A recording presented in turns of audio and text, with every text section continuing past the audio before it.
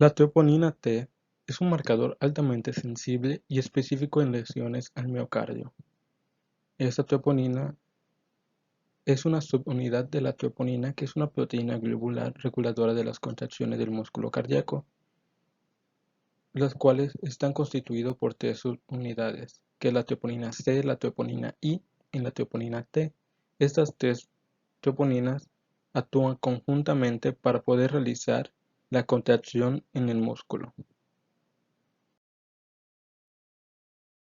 ¿Cómo funciona el compuesto de troponinas? La troponina C inicia la contracción uniéndose al calcio y mueve la troponina I para que actúen conjuntamente acortando la fibra muscular. La troponina T es la encargada de anclar el compuesto de troponinas a la estructura de la fibra muscular, dándose la contracción. La troponina T, como prueba diagnóstica, es de gran importancia. Aparte de ser específica y sensible, este tipo de compuestos, al momento que hay un daño al miocardio o una necrosis, se ven liberados al corriente sanguíneo, ocasionando que haya un aumento. Las muestras que se necesitan para la prueba son de plasma, suero o sangre directa. Al tomar la muestra de sangre, se recomienda que se use como anticoagulante la heparina, puesto que el EDTA puede romper los complejos de troponina calcio dependientes, disminuyendo la concentración de troponinas que hay en la corriente sanguínea.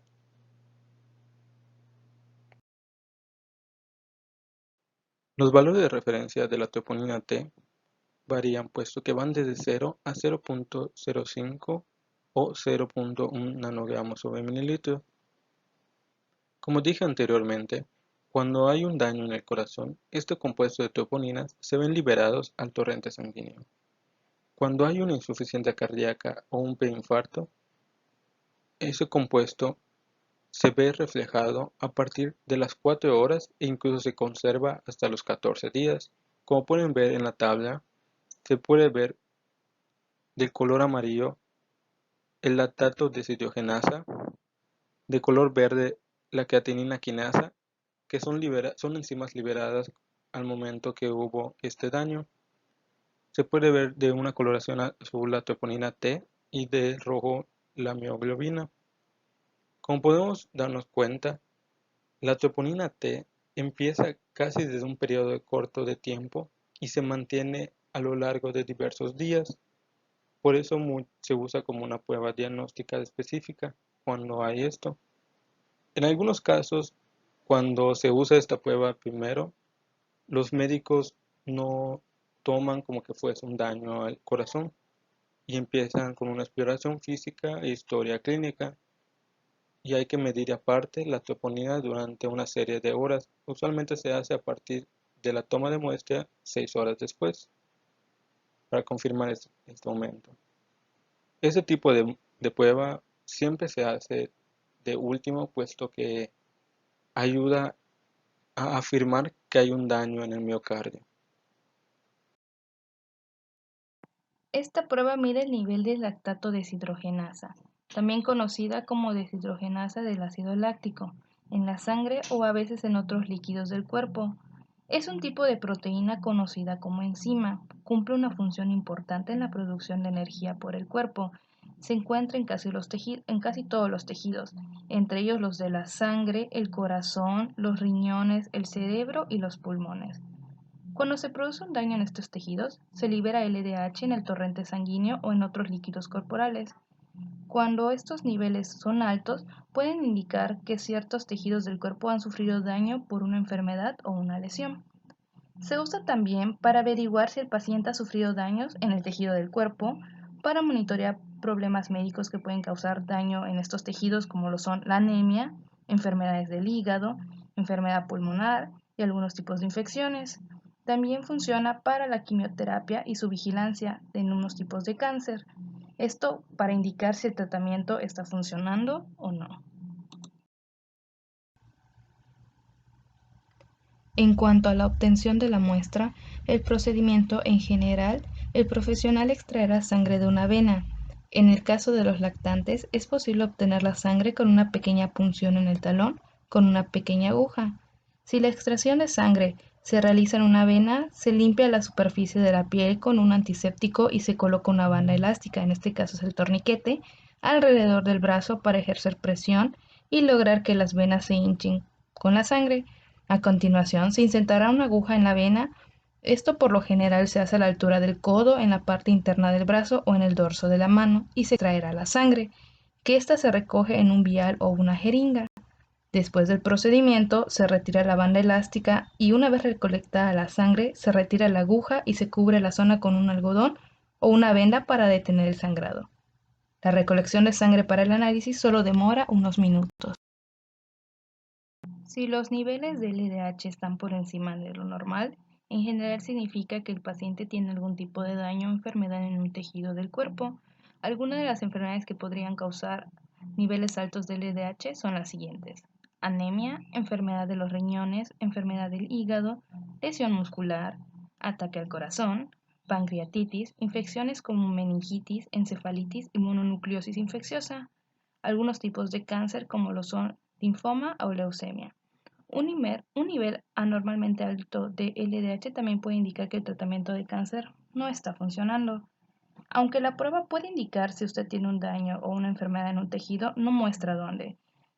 Si los resultados de su prueba muestran niveles anormales altos, es el médico encargado el que debe diagnosticar en este caso una de ellas. Con esto puede realizar una prueba de lisoenzimas de la LDH, ya que esta mide los niveles de diferentes formas de la LDH y permite así que el profesional de la salud averigüe el lugar del tipo y la gravedad del daño en el tejido.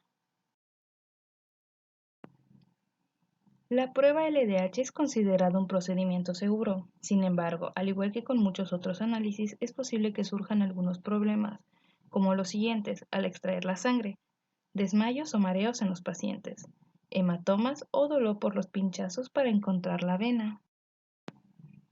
En cuanto al tratamiento, esto dependerá del diagnóstico del médico, ya que él es el que sabrá qué enfermedad está padeciendo el paciente y un correcto tratamiento oportuno para este. La creatinina quinasa es una prueba que mide la cantidad de CK, por sus siglas en inglés, en la sangre. Es un tipo de proteína conocida como enzima. Se encuentra principalmente en los músculos esqueléticos y el corazón, y en cantidades menores en el cerebro. Funciona con los huesos para ayudarnos a movernos y le entrega poder y fuerza al cuerpo. El músculo cardíaco bombea sangre hacia y desde el corazón. Este se analiza para detectar y monitorizar un daño muscular. Para establecer el diagnóstico de enfermedades asociadas a daño muscular, a veces para determinar si se ha padecido un infarto agudo de miocardio, a pesar de que para este fin es mejor determinar la troponina. Y se puede clasificar en tres tipos de enzimas CK. La CKMM, que se encuentra principalmente en los músculos esqueléticos, la CKMB, que se encuentra principalmente en los músculos del corazón, y la CKBB, que se encuentra principalmente en el tejido cerebral. La prueba de creatinina quinasa se usa cuando tienes síntomas de enfermedad muscular, por ejemplo, dolor muscular o calambres, debilidad muscular, problemas de equilibrio, entumecimiento u hormigueo. También podría necesitar esta prueba si tuvo una lesión muscular o accidente cerebrovascular. Los niveles de CK a veces no alcanzan sus mayores valores hasta 2 días después de ciertas lesiones, así que tal vez necesite hacerse la prueba varias veces. Esta prueba puede mostrar si usted tiene daño en el corazón o en los músculos. Cuando la creatinina quinasa se encuentra elevada, indica alguna posible lesión con anterioridad, ya que esta funciona como un marcador de daño muscular. Una manera de evitar o tratar este aumento es evitar el colesterol o una alimentación sana y equilibrada que te aportará los suficientes nutrientes como para que veas reducida la posibilidad de contraer bastantes enfermedades musculares crónicas. En cuanto a la creatinina fosfoquinasa, la CPK, viene siendo una enzima intracelular que se localiza en su mayoría en el corazón, en el cerebro y en el músculo esquelético. El nivel sérico de esta enzima es elevado en pacientes o se presenta en concentraciones más altas en pacientes con anormalidad en el músculo esquelético y en pacientes que han presentado infarto al miocardio o, o que están presentando el infarto al miocardio. Esta enzima presenta tres clasificaciones, que es la 1, la 2 o la 3. La 1 que puede ser encontrada en los pulmones y en el cerebro principalmente. La 2 que se encuentra en el músculo cardíaco y es por esto que esta enzima puede ser utilizada como un indicador de infarto o que una persona está presentando algún problema cardíaco, porque esta enzima se presenta en el tejido cardíaco, en el músculo cardíaco, perdón, y cuando se encuentra en concentraciones elevadas o en valores anormales es un indicio de que la persona puede estar presentando un infarto. Y el número 3 que está presente en el tejido muscular y presenta el 95% de todas las creatinina fosfoquinasa. Bueno, esta enzima se presenta en concentraciones altas o elevadas, como ya se había mencionado antes, en un infarto, en tumores cerebrales, en convulsiones, insuficiencia pulmonar, inflamación cardíaca, lesiones en el pecho, choques eléctricos, lesión por confusión, actividad física intensa, inmovilización prolongada, etc. Y en bajas concentraciones solo se puede encontrar cuando presentamos un exceso de pérdida de masa muscular y desnutrición, caquexia, etc. En cuanto a la creatinina fosfoquinasa o CPK total, es una ingestión exagerada de bebidas alcohólicas por el uso de medicamentos como la anfotericina B, son antimicóticos, clorfibrato, etanol, carbenoxolona, alotano y succinilcolina, administrados en conjunto, y también se puede presentar en intoxicación por barbitúricos. En cuanto al fundamento del método, traemos lo que viene siendo el esquema de reacción, el cual se desglosa de esta manera. Esta es la manera en la que interviene la enzima. En el esquema de reacción interviene la N-acetilcisteína como activador de la creatinina quinasa. Esta es la que activa la acción de la enzima, lo cual desencadena una serie de reacciones que fungen como el fundamento del método. Bueno, de igual forma presentamos lo que viene siendo el esquema de reacción del fundamento del método, donde, como podemos ver, involucra lo que viene siendo la creatinina quinasa. Aquí se presenta todo el esquema de reacción y cabe destacar que el empleo de 6-fosfo de gluconolactonasa y 6-fosfogluconato de deshidrogenasa aumenta la sensibilidad, ya que provoca la liberación de otra molécula de NADPH al medio de reacción, lo que duplica la señal. Y en cuanto a la enzima en valores totales, enfocándonos únicamente en el músculo cardíaco, vemos que en sangre, en los varones presentan un rango de entre 0 y 195 unidades sobre litro, y en las mujeres un rango de entre 0 y 170 unidades sobre litro. Ahora también puede dividir por temperaturas, presentando en varones de 25, 30 y 37 respectivamente, hasta 80, 130 y 195 unidades sobre litro, y en mujeres de igual forma, correspondiendo a las temperaturas de 70, 110 y 170 unidades sobre litro. Enfocándonos principalmente a la número 2, que es la que se encuentra músculo cardíaco, que es lo que nos interesa para esta presentación. Vemos que se divide en tres distintas temperaturas. En la temperatura de 25 grados, los varones presentan un valor menor o igual a 80 unidades sobre litro, y en las mujeres este valor es 70. En 30 grados es un valor aproximado de 130 o menos unidades sobre litro, y las mujeres de 110. Y a 37 grados en valor es igual o menor a 195 unidades sobre litro, y en mujeres a 170. Ahora está agregando un poquito más de patologías o situaciones en las que esta enzima se ve aumentada. Podemos ver la distrofia muscular de Duchenne, que es una enfermedad congénita, que sería por una debilidad muscular que se va agravando con el paso del tiempo. Se presenta principalmente en niños. Enfermedades musculares neurogénicas, hipertermia maligna, polimiopatía necrotizante y enfermedades de corazón como infartos, caracterización cardíaca, angioplastías, etc. Y en su contraparte se encuentra disminuido cuando presentamos, como ya se había mencionado antes, una reducción en la masa muscular. En neoplasias es muy común ver esta enzima disminuida. En enfermedades hepáticas por alcoholismo, inanición, enfermedad de Cushing y tirotoxicosis.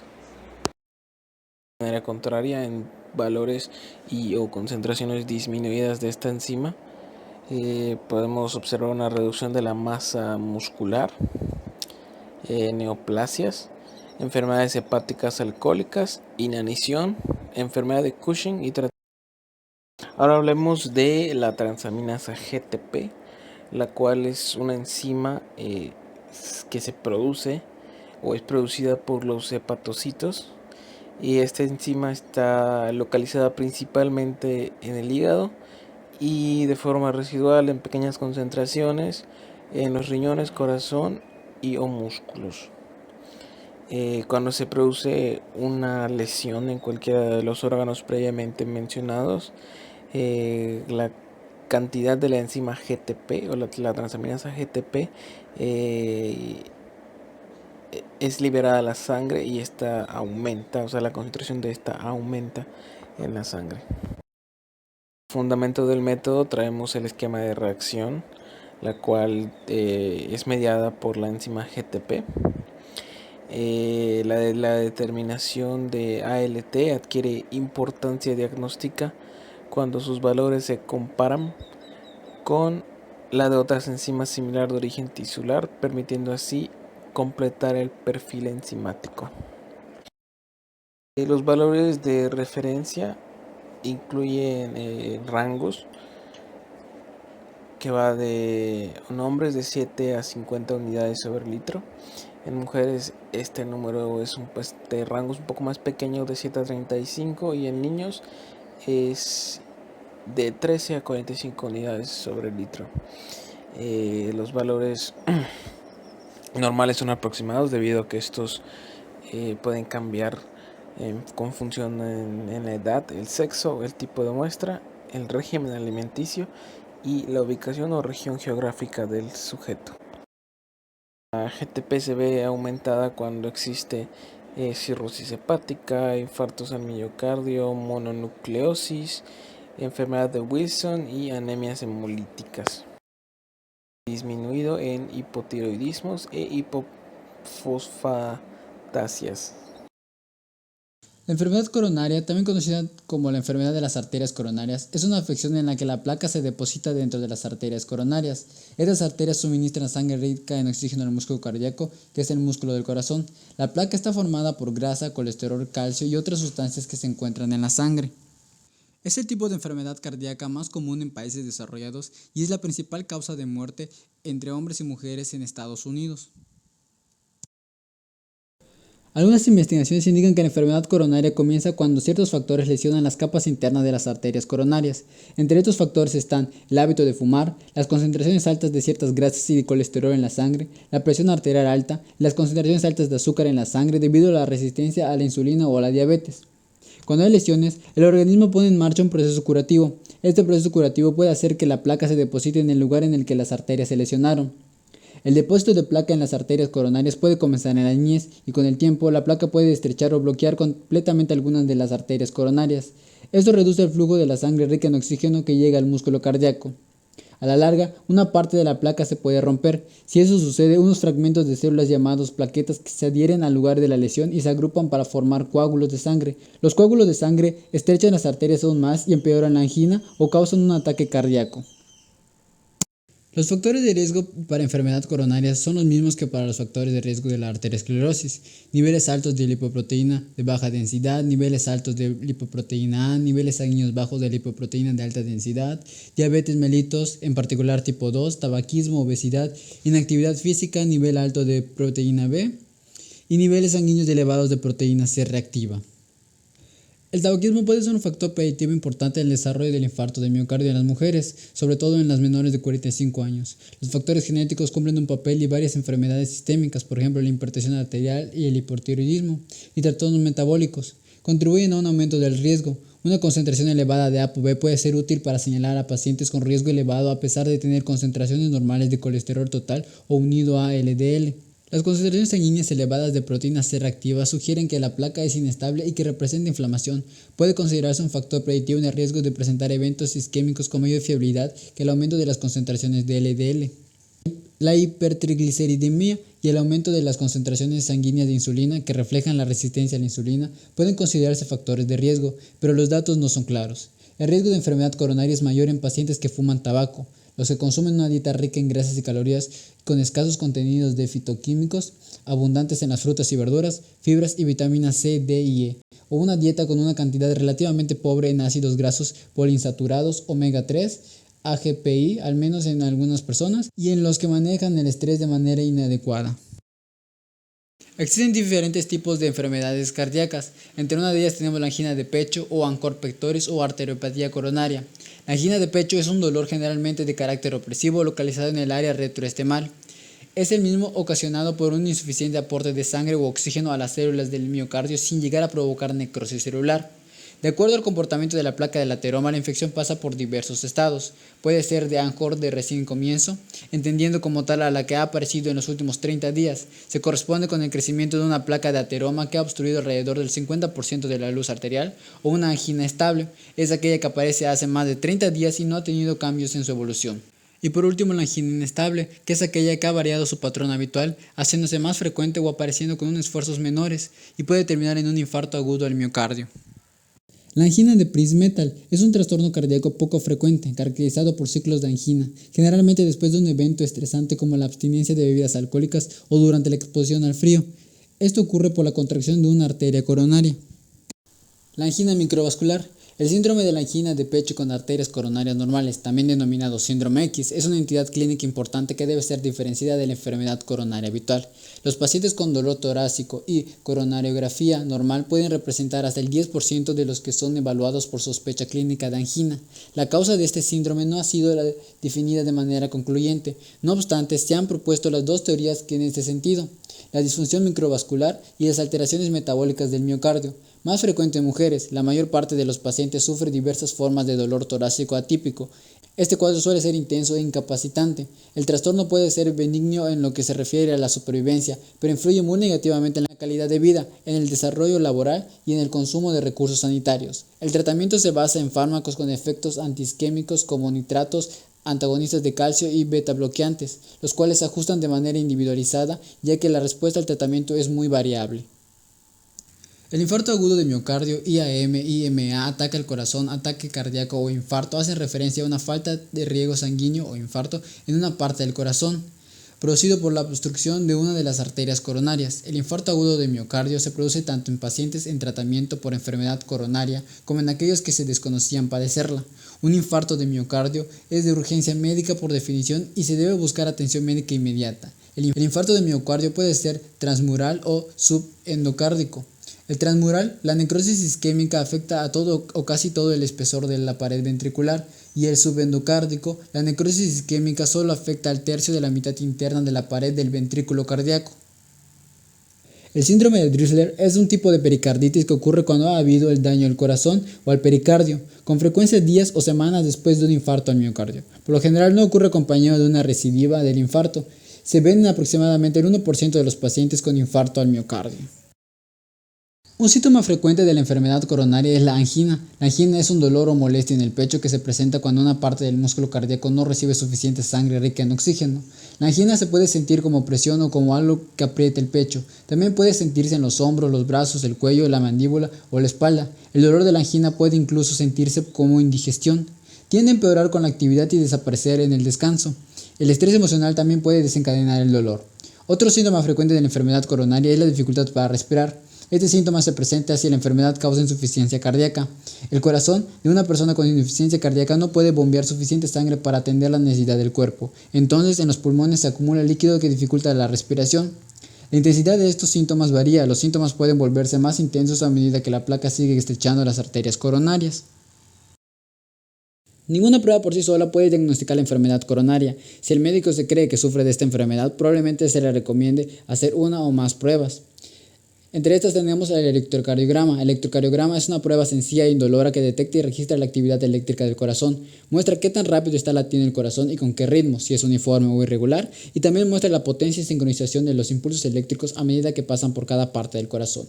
El electrocardiograma puede mostrar signos de los daños que ha sufrido el corazón por la enfermedad coronaria y mostrar indicios de ataques cardíacos anteriores o actuales. La prueba de esfuerzo. Durante la prueba de esfuerzo se hará ejercicio para que el corazón trabaje mucho y lata rápidamente mientras se realizan unas pruebas cardíacas. Si no se puede hacer el ejercicio, se dan medicinas para que se acelere la frecuencia cardíaca. Cuando el corazón late rápidamente y trabaja mucho, se necesita más sangre y oxígeno. Las arterias que se encuentran estrechadas por la placa no pueden suministrar suficiente sangre rica en oxígeno para atender las necesidades del corazón. La prueba de esfuerzo puede mostrar posibles signos y síntomas de enfermedades coronarias como alteraciones anormales de la frecuencia cardíaca o de la presión arterial, dificultad para respirar o dolor en el pecho y alteraciones anormales del ritmo cardíaco o de la actividad eléctrica del corazón. En algunas pruebas de esfuerzo se toman imágenes del corazón cuando se está haciendo ejercicio y cuando se está descansando. Estas pruebas de esfuerzo con imágenes pueden mostrar cómo circula la sangre en el corazón y cómo la bombea el corazón al latir. En la ecocardiografía se usan ondas sonoras para crear una imagen en el movimiento del corazón. La prueba proporciona la información sobre el tamaño y la forma del corazón y sobre cómo están funcionando las cámaras y las válvulas del corazón. También puede identificar zonas de mala circulación en el corazón, zonas del músculo cardíaco que no estén contrayendo normalmente y lesiones anteriores del músculo cardíaco causadas por mala circulación. Una radiografía de tórax es una imagen en la que los órganos y las estructuras se encuentran dentro del pecho, como en el brazo, los pulmones y los vasos sanguíneos. La radiografía de tórax puede revelar signos de insuficiencia cardíaca, de trastornos pulmonares y de otras causas de síntomas que no se deben a la enfermedad coronaria. Las pruebas de sangre. En las pruebas de sangre se determinan las concentraciones de ciertas grasas y del colesterol, el azúcar y las proteínas que hay en la sangre. Las concentraciones anormales pueden indicar que se corre el riesgo de sufrir una enfermedad coronaria. Una angiografía coronaria y cateterismo cardíaco. El médico puede recomendar que se haga una angiografía coronaria u otras pruebas o factores que muestren que es probable que se sufra de una enfermedad coronaria. En esta prueba se usa un medio de contraste y unos rayos X especiales para mostrar el interior de las arterias coronarias. Para que el medio de contraste llegue al interior de las arterias coronarias, el médico usa un procedimiento llamado cateterismo cardíaco. Un tubito largo, delgado y flexible llamado catéter se inserta en un vaso sanguíneo del brazo, la ingle, la parte inferior del muslo, cerca de la entrepierna o el cuello. El tubo se hace pasar hasta las arterias coronarias y luego se deja salir del medio de contraste a la sangre. Mientras el medio de contraste fluye por las arterias coronarias, se toman radiografías especiales. El medio de contraste se le permite al médico estudiar la circulación de la sangre a través del corazón y de los vasos sanguíneos. El cateterismo cardíaco se realiza casi siempre en un hospital. El paciente está despierto durante el procedimiento. Por lo general, el procedimiento es indoloro o duele muy poco, pero se puede sentir algo de dolor en vasos sanguíneos en el que el médico inserta el catéter.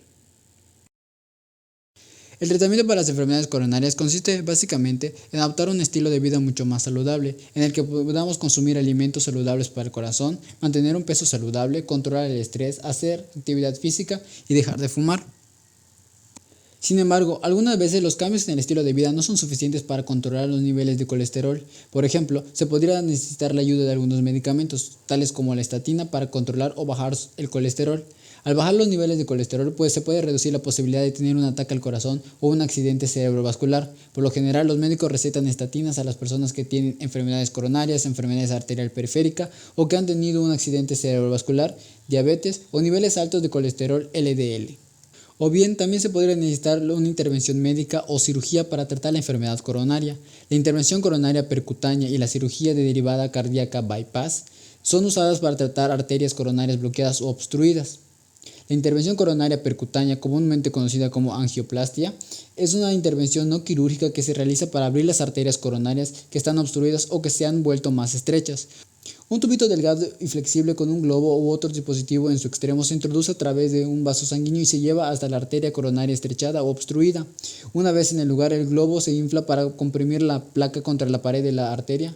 Esto restablece el flujo de sangre a través de la arteria. Durante la intervención, el médico podría colocar dentro de la arteria un pequeño tubito de malla llamado stent o endoprotesis vascular. El stent ayuda a prevenir que haya bloqueo o obstrucción en las arterias meses o años después de la angioplastia. La arteriosclerosis se refiere a un endurecimiento de la arteria de mediano y gran calibre, por lo general causa estrechamiento, o también conocido como estenosis, de las arterias que puede progresar hasta la oclusión del vaso, impidiendo el flujo de sangre por la arteria así infectada.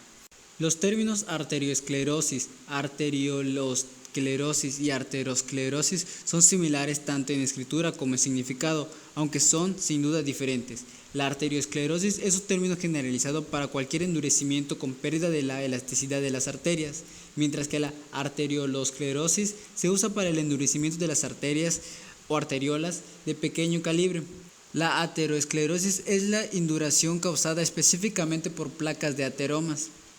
La arteriosclerosis es un tipo específico de arteriosclerosis, pero a veces los términos se utilizan indistintamente. La aterosclerosis se refiere a la acumulación de grasas, colesterol y otras sustancias dentro y sobre las paredes de las arterias, denominadas placas, a lo cual puede restringir el flujo sanguíneo.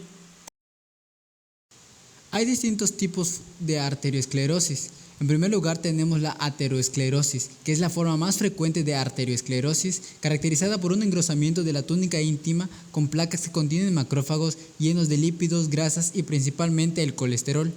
Después tenemos a la arteriosclerosis obliterante, que es una forma de arteriosclerosis específica de las arterias de las extremidades inferiores, frecuente en adultos mayores de 65 años y es caracterizada por fibrosis de la capa de las arterias con obliteración y un estrechamiento considerable en la luz del vaso. La esclerosis de Munkever es muy poco frecuente y consiste en la calcificación de la capa media de las arterias musculares. Se ve más en personas ancianas y afecta generalmente a las arterias de la glándula tiroides y del útero.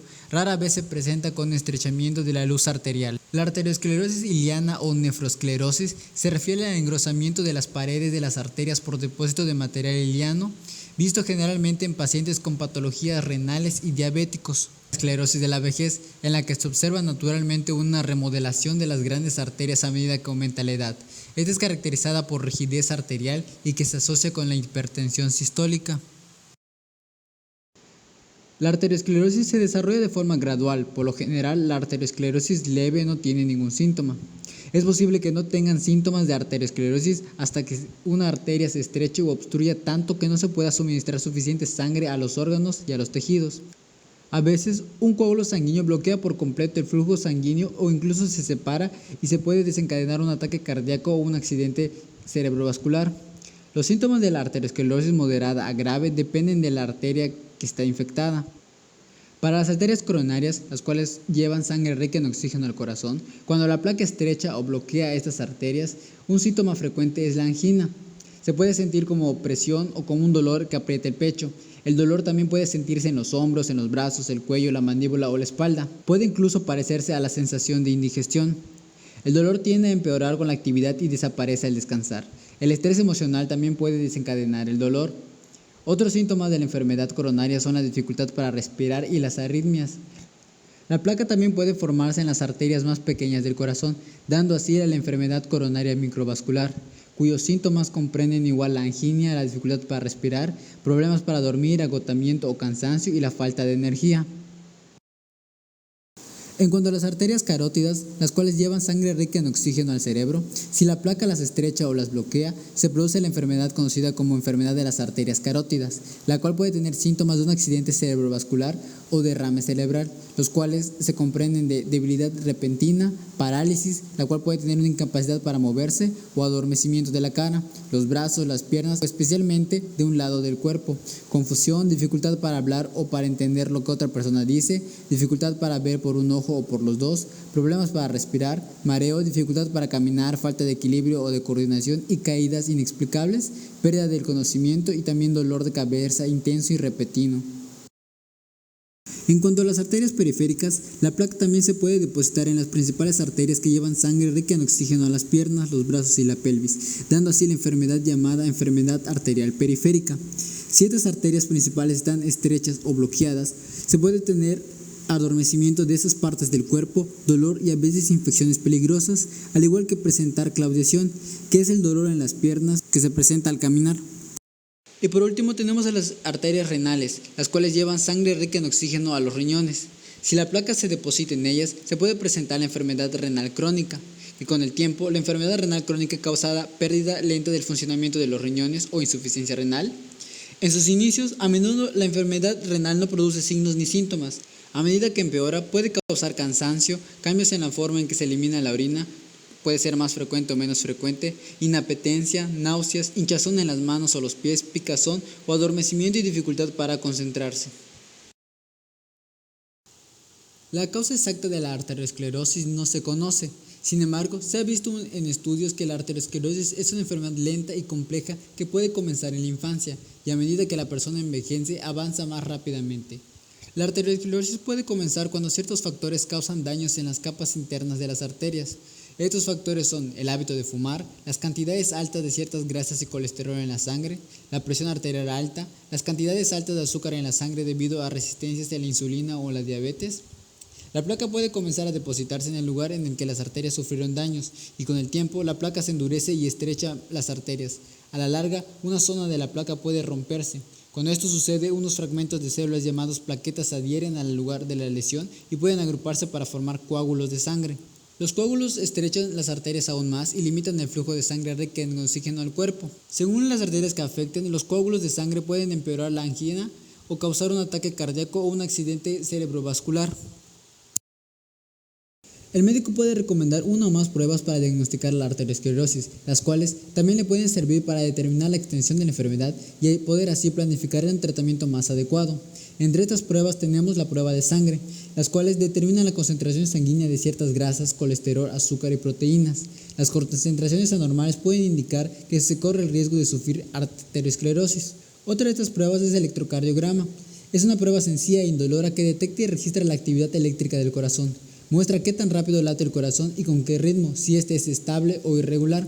También registra la potencia y la sincronización de los impulsos eléctricos a medida que pasan por cada parte del corazón. Un electrocardiograma puede mostrar signos de daños cardíacos causados por la enfermedad coronaria. También puede mostrar si hubo un ataque cardíaco o si está sucediendo uno actualmente. La radiografía de tórax, en esta se puede obtener imágenes de los órganos y estructuras que se encuentran dentro del pecho, entre ellos el corazón, pulmones y los vasos sanguíneos. La radiografía de tórax sirve para revelar signos de insuficiencia cardíaca. En la prueba índice tobillo-brazo, esta prueba compara la presión de la sangre en el tobillo con la presión de la sangre en el brazo para ver qué tan bien está circulando la sangre. Puede servir para diagnosticar la enfermedad arterial periférica. En la ecocardiografía se usan ondas sonoras para crear una imagen animada del corazón. La ecocardiografía proporciona información sobre el tamaño y la forma del corazón y sobre cómo están funcionando las cámaras y las válvulas.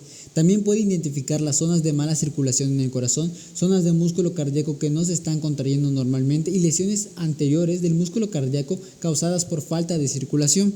La tomografía computarizada crea imágenes generadas por computadora del corazón, el cerebro u otras partes del cuerpo. La prueba puede mostrar el endurecimiento y estrechamiento de las grandes arterias. La tomografía computarizada del corazón también puede mostrar si se ha depositado calcio en las paredes de las arterias coronarias o arterias del corazón. Esto puede ser un signo temprano de la enfermedad coronaria. Para la prueba de esfuerzo, se hace ejercicio con el fin de que el corazón trabaje mucho y lata rápidamente mientras se realiza una serie de pruebas cardíacas. Si no se puede hacer el ejercicio, se le otorgan medicinas para que el corazón trabaje más y lata más rápidamente. Cuando el corazón está esforzándose mucho y latiendo con rapidez, se necesita más sangre y oxígeno. Las arterias estrechadas por la placa no pueden suministrar suficiente sangre rica en oxígeno para satisfacer las necesidades del corazón. Esta prueba puede mostrar posibles signos y síntomas de la enfermedad coronaria, tales como alteraciones de la frecuencia cardíaca o de la presión arterial, sensación de falta de aliento o dolor en el pecho, alteraciones del ritmo cardíaco o de la actividad eléctrica del corazón. En algunas pruebas de esfuerzo se toman imágenes del corazón cuando se está haciendo ejercicio y cuando se está descansando. Estas pruebas de esfuerzo con imágenes pueden mostrar qué tan bien circula la sangre en distintas partes del corazón y cómo la bombea el corazón al latir. Por último tenemos a la angiografía, o también denominada prueba X. Es una prueba en la que se usa un medio de contraste y unos rayos X especiales para mostrar el interior de las arterias. Esta prueba puede mostrar si la placa está bloqueando las arterias y qué tan grave es el bloqueo. Un tubito delgado y flexible llamado catéter se inserta en un vaso sanguíneo del brazo, la ingle, en la parte superior del muslo o el cuello.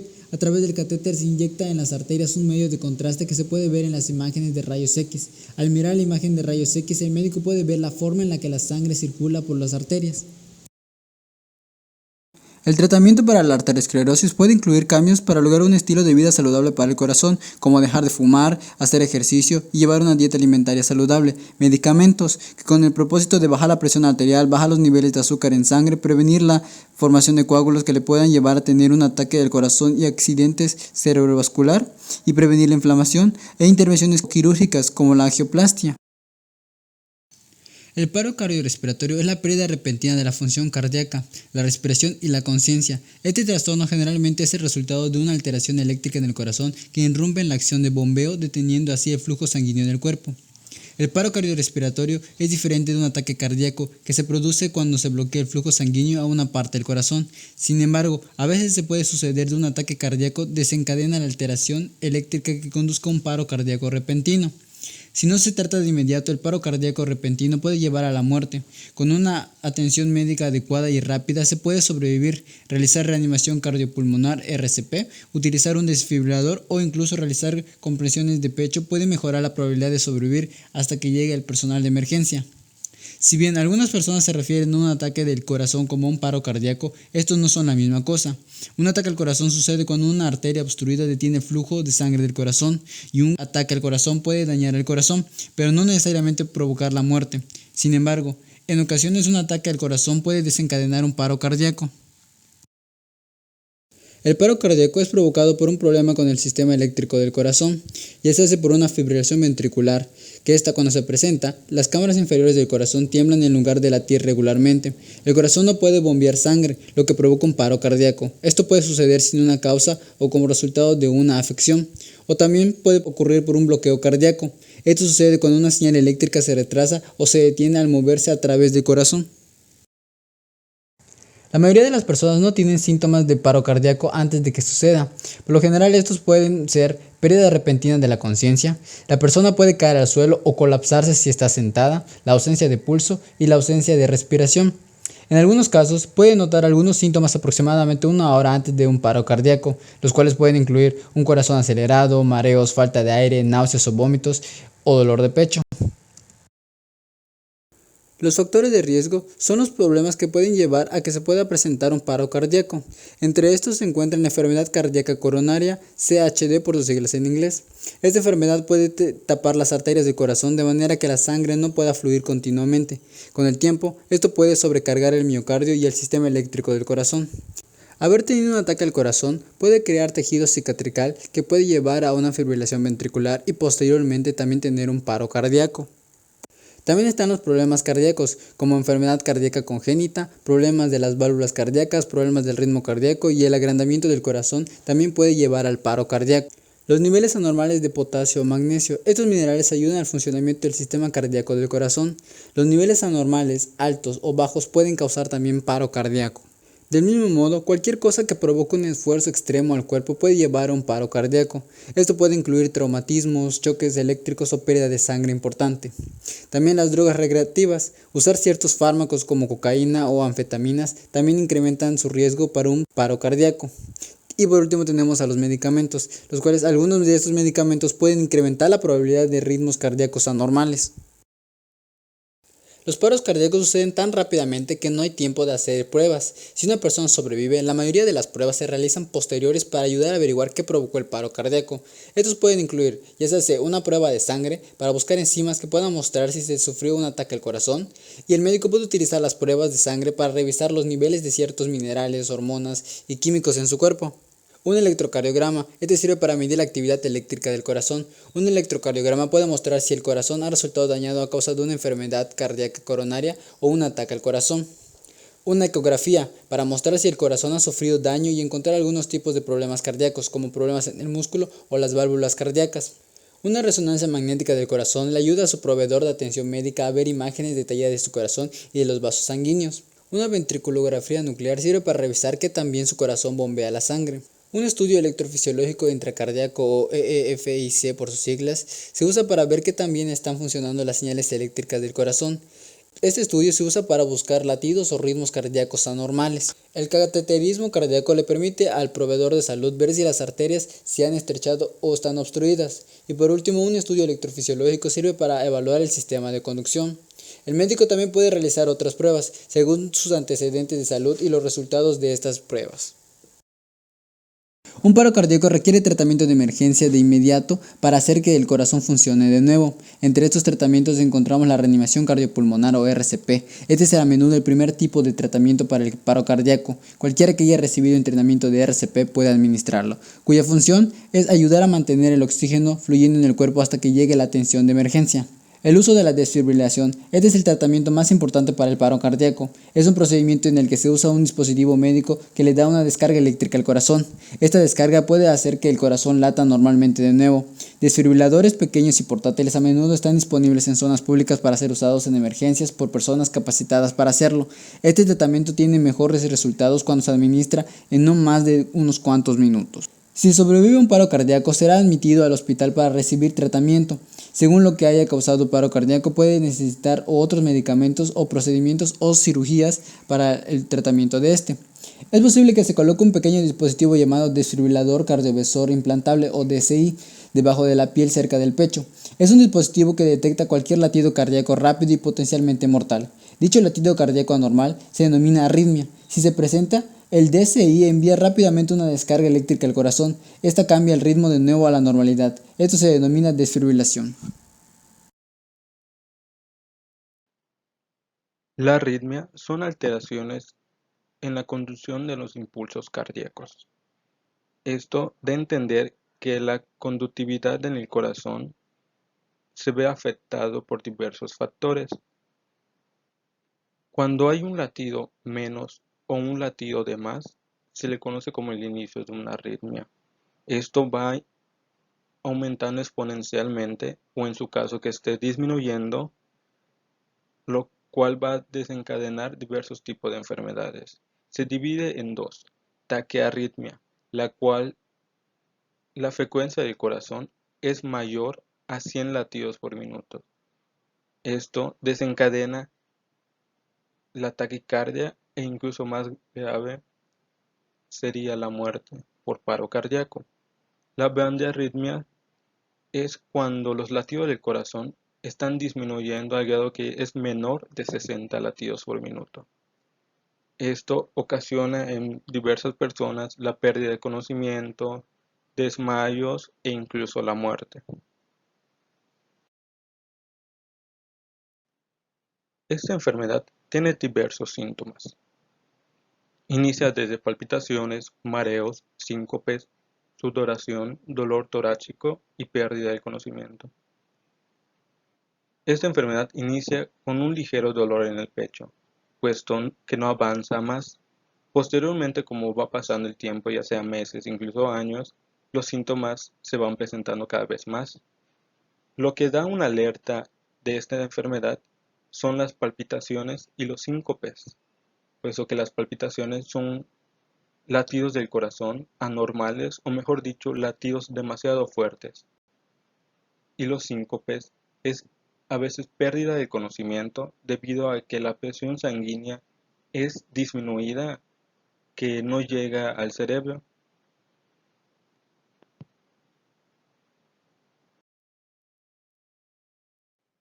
Para que una persona sea predisponente a adquirir esta enfermedad debe de tener diversos factores de riesgo, aunque en algunas personas las arritmias son un defecto congénito. En otras palabras, nacen con esta enfermedad. En caso de no tener este efecto congénito, debe de tener algunos de los factores los cuales inducen al cuerpo o al corazón a adquirir la arritmia, ya sea padecer de alguna enfermedad cardíaca, tener presión arterial alta, demasiado estrés, consumir cafeína, tabaco y o alcohol o obesidad, o tener un antecedente ya sea cardiopática reumática, isquemia congénita o tratamientos farmacológicos que hayan afectado la conductividad del corazón. Para el diagnóstico de esta enfermedad, el médico debe de iniciar con unas pruebas exploratorias, en las cuales debe de escuchar la frecuencia y el ritmo cardíaco del corazón, verificando que no tiene ningún tipo de soplo, al igual de tomar el pulso para ver qué tan rápido late, observar las piernas y los pies para ver si están hinchados, puesto que eso es un indicativo que el corazón está en aumento de tamaño o que sufre insuficiencia cardíaca. Después de eso se deben de realizar diversas pruebas, que es un electrocardiograma para verificar el ritmo cardíaco, el monitor de Holter y monitor de eventos cardíacos. Es mejor recomendado que el electrocardiograma, puesto que el electrocardiograma solo mide la frecuencia cardíaca durante un pequeño tiempo y el monitor de Holter lo mide entre 24 y 48 horas. Las pruebas sanguíneas, eso se les vamos a explicar más adelante. La radiografía de tórax y el ecocardiograma sirven para verificar el tamaño del corazón y sus dimensiones. Y el estudio electrofisiológico es en el cual se mete una jeringa con unos alambres en la vena del brazo para verificar la presión que tiene la sangre al cruzar por esas venas. El tratamiento inicia con fármacos antiarrítmicos. Estos fármacos bloquean los canales de sodio en los músculos del corazón que retardan la conducción eléctrica. Hay unos fármacos que son beta bloqueadores que bloquean los impulsos que pueden producir un ritmo cardíaco irregular. La cardioversión es la administración de una corriente eléctrica al corazón, o mejor dicho, al marcapasos del corazón, lo que ocasionaría que ese dicho marcapasos tenga un reinicio, perdiendo las posibilidades que contraiga arritmia. El marcapasos es un dispositivo que se le conecta al corazón, ocasionando que se administre pequeñas dosis de corriente, haciendo latir el corazón de forma normal. La desfibrilador automático implantable, eso lo que hace, verifica que el corazón esté latiendo de manera normal y en dado caso que se pueda ocasionar una arritmia, este manda impulsos eléctricos para evitar que esto pase. La enfermedad coronaria periférica es una de las manifestaciones clínicas de la aterosclerosis. Se caracteriza por estenosis o obstrucción de la luz arterial debido a placas de ateroma que originadas en la íntima proliferan hacia la luz arterial, provocando cambios hemodinámicos a nivel de flujo sanguíneo arterial que se traducen en una disminución de la presión de perfusión y dan lugar a isquemia de los tejidos. Esta falta de sangre oxigenada es la causa del dolor en las extremidades al caminar, provocando la claudición intermitente de los miembros inferiores, la cual es la forma más frecuente de presentación clínica. Esta enfermedad arterial afecta al 10% de los pacientes mayores de 70 años.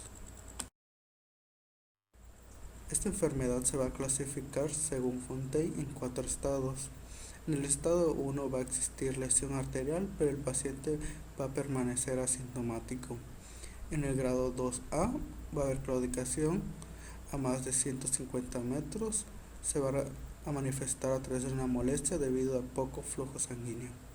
En el estado 2 va a haber claudicación a menos de 150 metros, va a haber dolor causado al poco flujo sanguíneo. En el estado 3 el paciente va a presentar dolor aún en reposo. En el estado 4 va a haber lesiones tisulares como úlceras y lesiones tróficas como gangrena. Lo más frecuente es que sea una patología asintomática, pero al no tener síntomas no significa que no se tenga la enfermedad. Las arterias llevan sangre para mantener vivas las piernas. Cuando llega menos sangre empezamos a sentir un dolor al caminar, lo que viene siendo la claudicación intermitente. Es el conocido síndrome del escaparate, un dolor en la zona de la pantorrilla que aparece al caminar y desaparece cuando paramos. Si el flujo de sangre sigue bajando, empezamos a sentir un dolor también en estado de reposo. Y cuando casi no llega sangre, los tejidos empiezan a morir y aparece la gangrena. El daño en los tejidos aumenta los valores medios en las pruebas de creatinina quinasa, ácido láctico, creatinina quinasa MB y troponina T. Todos los fumadores hay que recomendarles claramente y de manera repetida que dejen de hacerlo. La tasa de abandono puede aumentarse con la adición de un tratamiento con un fármaco antidepresivo y sustitución de nicotina. El ejercicio físico regular es una parte indispensable del tratamiento y debe ofrecerse un ejercicio supervisado médicamente. El tratamiento farmacológico está dirigido específicamente a mejorar los síntomas de claudicación intermitente y el control de comorbilidad asociada. El medicamento de primera línea es el citalopram con una dosis de 100 miligramos cada 12 horas y como segunda línea la pentoxifilina a dosis de 75 miligramos al día. Los modificadores de factores de riesgo se quiere regular indicadores como el colesterol LDL, HDL, hemoglobina glicosilada y la presión arterial. Un aneurismo es una dilatación anormal en la pared circunferencial de un vaso sanguíneo o en la pared del corazón. En el caso de las arterias, la dilatación es 1.5 veces su diámetro normal.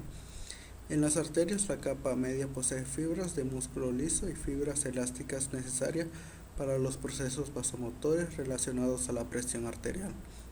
Estos tejidos están sometidos constantemente a remodelación basada en la tensión arterial y conlleva alteraciones a la matriz.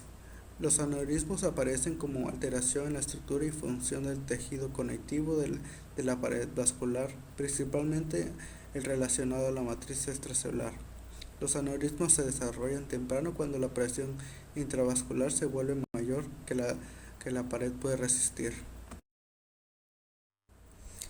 Los factores de riesgo en esta patología normalmente son hipertensión arterial, tabaquismo, un aneurismo previamente operado, envejecimiento, obesidad o diabetes, inflamación, infecciones, procesos genéticos y traumas por caídas. La clasificación se puede hacer de dos maneras. La primera de Baker, en el tipo 1 se origina en la aorta ascendente, se propaga al menos hasta el arco de la aorta y a menudo más alta en dirección distal. En el tipo 2 se origina y permanece en la aorta ascendente. En el tipo 3 se origina en la aorta descendente y se extiende en dirección distal por dicha arteria o en raras ocasiones de forma retrógrada hasta el arco aórtico y en la aorta ascendente. En la clasificación de Stanford, en el tipo A, todas las direcciones afectan a la aorta ascendente, sea cual sea el sitio de origen. En el tipo B, cualquiera de las direcciones no afectan a la aorta ascendente. Son asintomáticos por años mientras se desarrollan lentamente hasta su ruptura. El paciente describe los síntomas como desmayo, sudor frío, vértigo, náuseas y vómitos, frecuencia cardíaca rápida, shock y dolor torácico. En el tipo A comienza bruscamente y suele ser muy intenso y agudo. Con frecuencia el paciente lo describe como el dolor más intenso que ha sufrido y afirma en ocasiones la sensación de que ha sufrido algún desgarro en su interior. En el tipo B es un dolor localizado en la espalda o en el abdomen. Es más frecuente en la disección de la aorta descendente. Los valores de creatinina quinasa Aumentan debido al daño musculoesquelético, el traumatismo y el daño arterial, mientras el ácido láctico aumenta debido a una hipoxia tisular, mientras la troponina T va a aumentar por los daños causados en las arterias. El tratamiento se basa en el control de factores de riesgo como son el tabaquismo, la diabetes, la obesidad y la hipertensión arterial. También está asociado a un tratamiento quirúrgico donde se remueve la dilatación de la arteria o la vena. El único proceso farmacológico es la interferencia del proceso inflamatorio a base de antiinflamatorios no esteroideos o tetraciclinas. La hipertensión es una enfermedad crónica en la que se aumenta la presión con la que el corazón bombea sangre a las arterias para que circule por todo el cuerpo. Muchas causas de esta enfermedad pueden ser las grandes ingestas de agua y sal que tienes en el cuerpo, el estado de los riñones, el sistema nervioso o los vasos sanguíneos, al igual que niveles hormonales. Personas de mayor riesgo para padecerla son aquellas que, en general, son obesos, con frecuencia en estado estresado o ansioso, que toman demasiado alcohol, que consumen demasiada sal, tienen antecedentes familiares de hipertensión arterial, padecen diabetes o fuman mucho. Para medir la presión arterial, el médico o un especialista generalmente colocará un brazalete inflable alrededor del brazo y medirá tu presión arterial mediante un medidor de presión. La medición de la presión arterial, que se da en milímetros de mercurio, consta de dos números. El primero mayor, que mide la presión en las arterias cuando el corazón late, que es la presión sistólica, y el segundo menor mide la presión en las arterias entre los latidos del corazón, que es la presión diastólica. Las mediciones de presión arterial entran en cuatro categorías generales. La presión arterial normal. Esta es cuando el número está por debajo de 120 y 80 miligramos de mercurio. La presión elevada es aquella que es una presión sistólica entre 120 y 129 miligramos de mercurio y una presión diastólica por debajo de los 80 miligramos de mercurio. La presión arterial elevada tiende a empeorar con el tiempo a no ser que se tomen medidas para controlarla. La hipertensión en etapa 1 es aquella en donde la presión sistólica está entre 130 y 139 miligramos de mercurio o una presión diastólica de 80 a 89 miligramos de mercurio. La hipertensión en etapa 2 es una hipertensión más grave, es una presión sistólica de 140 miligramos de mercurio o mayor o una presión diastólica de 90 miligramos de mercurio o mayor. La mayoría de las personas que padecen de hipertensión arterial no lo saben porque no tienen ningún síntoma, pero hay quienes pueden presentar dolor de cabeza intenso, mareo, zumbidos de oídos, sensación de ver lucecitas, una visión borrosa, dolor en el pecho o en la lumbar y tobillos hinchados. Cambiar el estilo de vida es muy importante en el control de la presión arterial alta. El médico puede recomendar los siguientes cambios en el estilo de vida, como por ejemplo llevar una dieta con menos sal, saludable para el corazón, realizar actividad física regular, mantener un peso saludable o perder peso si se tiene sobrepeso u obesidad y limitar la cantidad de alcohol que se consume. Sin embargo, en ocasiones los cambios en el estilo de vida no son suficientes. Además de la dieta y el ejercicio, es posible que el médico recomiende medicamentos para bajar la presión arterial. La angina de pecho es un dolor o molestia en el pecho que se siente cuando no hay suficiente irrigación sanguínea al músculo cardíaco. Este músculo necesita el oxígeno que transporta la sangre. La angina puede sentirse como una presión o un dolor opresivo en el pecho que puede parecerse a una indigestión. También puede haber un dolor en los hombros, los brazos, el cuello, la mandíbula o la espalda. La causa más frecuente de la angina de pecho es la obstrucción de las arterias coronarias.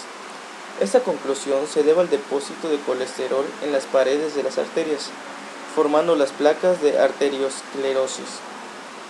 La angina se manifiesta ante esfuerzos físicos y situaciones de estrés emocional. El dolor puede ser estable cuando los síntomas se presentan durante varios meses, o inestable cuando el dolor es reciente y progresa ante los menores esfuerzos e incluso en situaciones de reposo. La edad puede ser un factor de riesgo, ya sea en el caso de los hombres que sea mayor de 45 años o en el caso de las mujeres mayores a 55 años. Otro de los factores de riesgo puede ser la hipertensión arterial, la diabetes, el colesterol elevado, el tabaquismo, el sedentarismo, antecedentes familiares de enfermedades coronarias y la obesidad. Como ya había mencionado, estos síntomas se sienten en el pecho. Es un peso o ardor en la región anterior del pecho que se podría prolongar hacia el cuello y mandíbula, la espalda y el brazo izquierdo. A veces también podría estar acompañado por dificultad para respirar, náuseas o vómitos, debilidad y palpitaciones. En los exámenes diagnósticos se puede encontrar el electrocardiograma, el ecocardiograma, la ergometría, la cámara gamma, análisis de laboratorio incluyendo biomarcadores que viene siendo la troponina y cinecoronariografía o cateterismo cardíaco.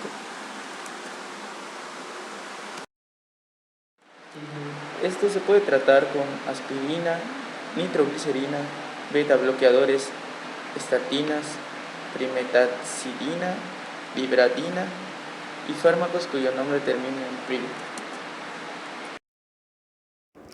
Insuficiencia cardíaca se define como el síndrome clínico complejo resultante de cualquier daño estructural o funcional del miocardio, el cual altera su capacidad de mantener un gasto cardíaco adecuado para los requerimientos metabólicos y el adecuado retorno venoso.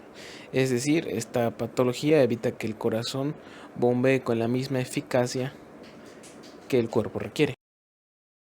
Dentro de los factores de riesgo podemos destacar, al menos aquí en México, obesidad, edad y enfermedades coronarias. Sin embargo, también incluye factores de riesgo como cardiopatías isquémicas, valvulopatías, miocardiopatías, el tabaquismo, anemias, hipertrofias, cardiomegalia, etc.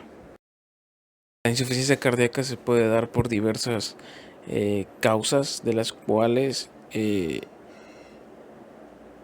podemos destacar las infecciones, dieta, una mala alimentación, de ahí radica el factor de riesgo de la obesidad o pacientes con sobrepeso, medicamentos, hay ciertos medicamentos que pueden inclinarnos hacia un mayor riesgo a padecer insuficiencia cardíaca, la anemia, personas con altos índices de anemia, miocardiopatías o antecedentes de enfermedades cardíacas,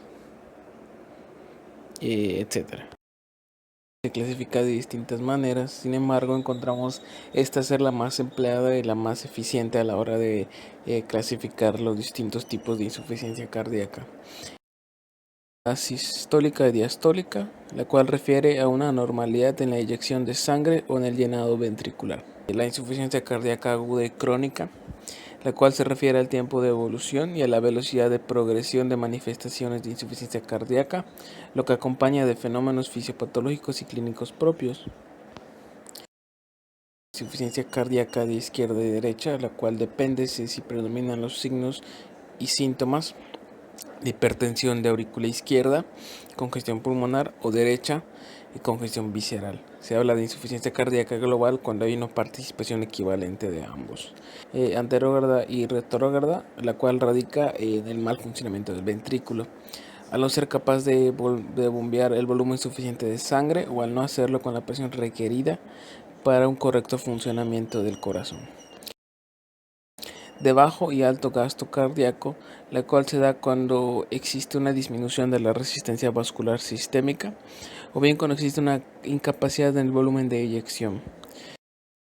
En cuanto a las manifestaciones clínicas o signos y síntomas, podemos encontrar los que destacan es la fatiga o debilidad, ortopenia, ictericia, edematización y dificultad de respirar o disnea.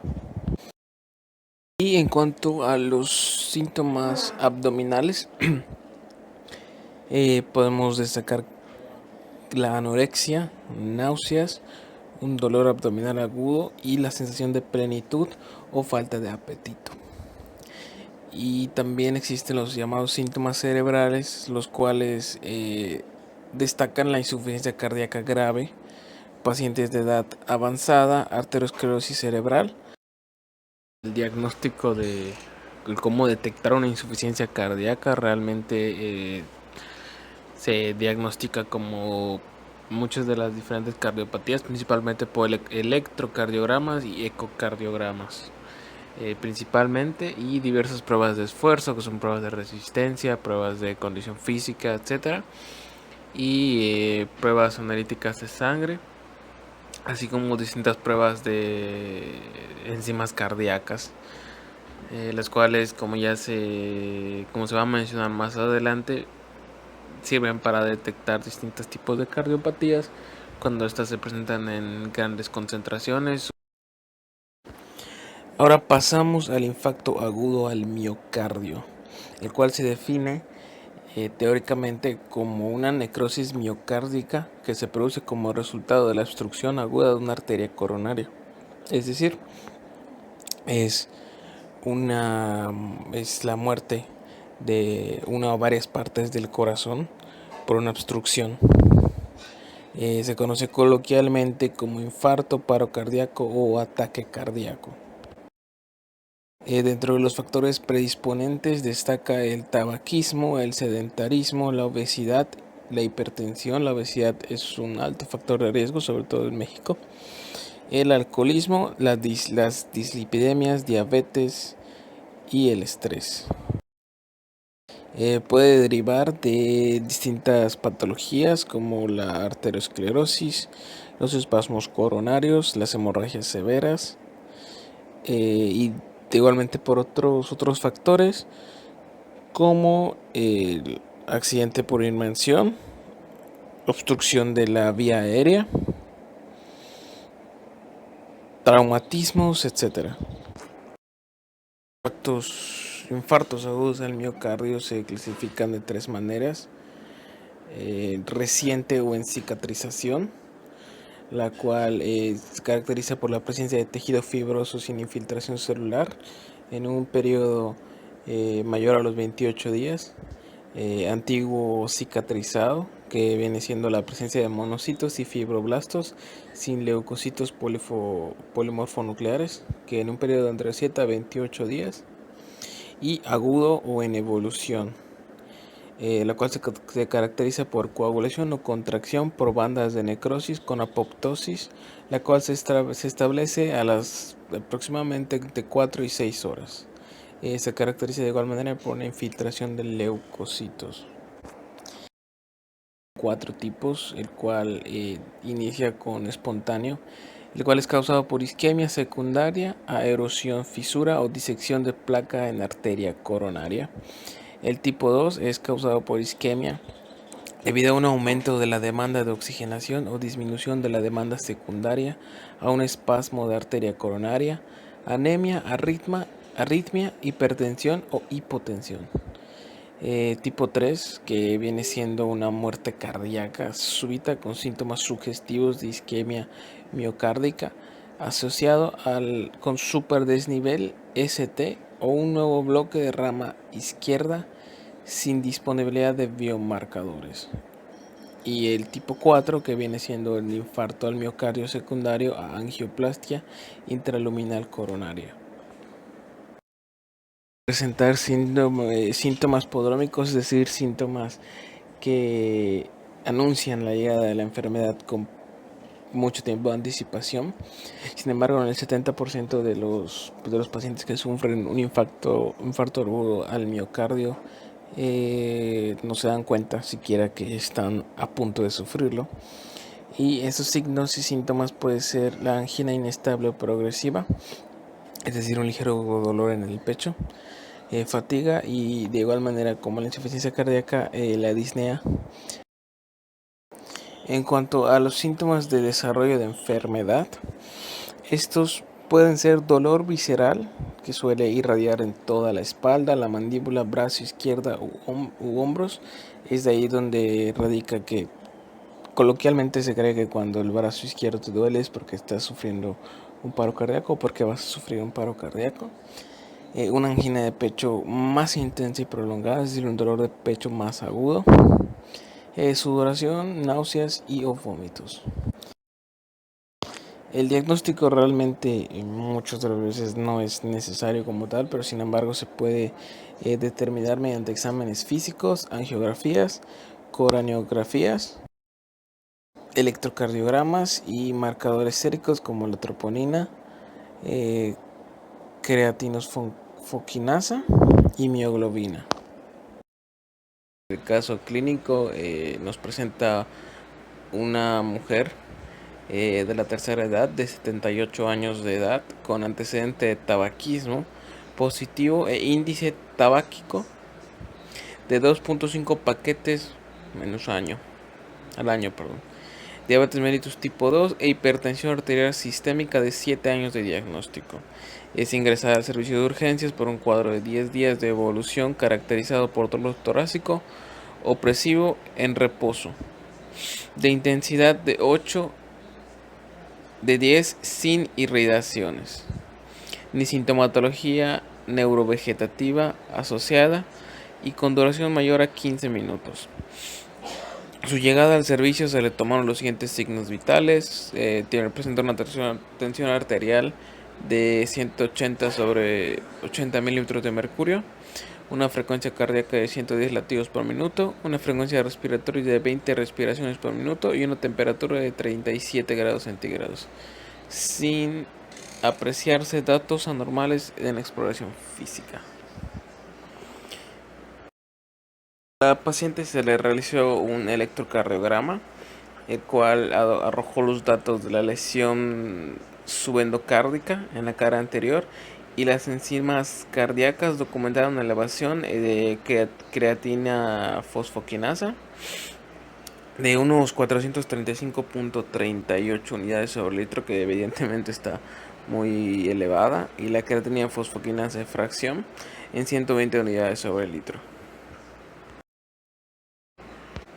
De igual forma se le realizó un ecocardiograma transtorácico, el cual no documentó alteraciones de la movilidad ni de fracción de expulsión del ventrículo izquierdo y sin datos de hipertrofia ventricular izquierda.